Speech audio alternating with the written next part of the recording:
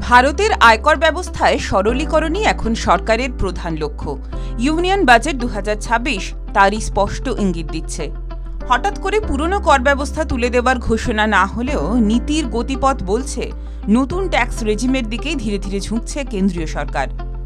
গত কয়েক বছরে কর ফাইলিং সহজ করা, ছাড় ও ছাড়পত্র কমানো এবং কর ব্যবস্থাপনা হালকা করাই ছিল মূল লক্ষ্য।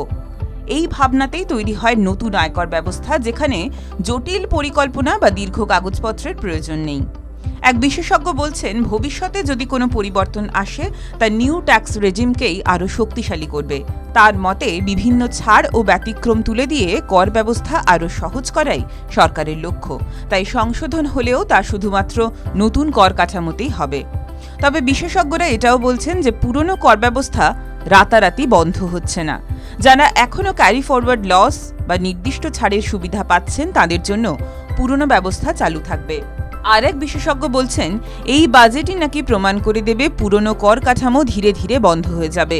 তাঁর দাবি, সাম্প্রতিক বছরে প্রায় 72% করদাতা নতুন ব্যবস্থাকেই বেছে নিয়েছেন।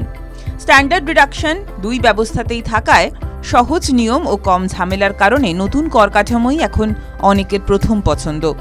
বিশেষজ্ঞদের পরামর্শ, আপনি সিদ্ধান্ত নেওয়ার আগে দুটি ব্যবস্থাই নিজের আয় ও ছাড় অনুযায়ী ভালো করে তুলনা করুন। আর এই সবের একটাই অর্থ, পরিবর্তন হচ্ছে কিন্তু ধাপে ধাপে। লক্ষ্য একটাই, আরও স্বচ্ছ ও সহজ কর ব্যবস্থা। TV9 Bangla digital.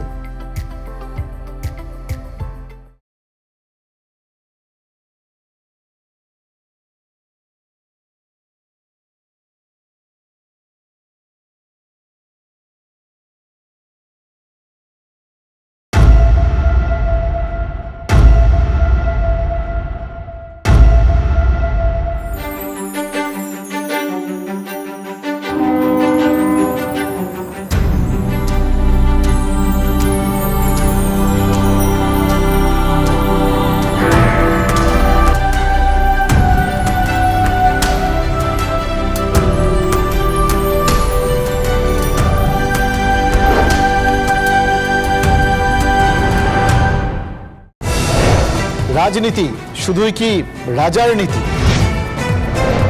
রাজা উজিরের চোখে নয়, আপনার আমার চোখে সমাজের ছবি। কঠিন কথা সহজভাবে না বললেই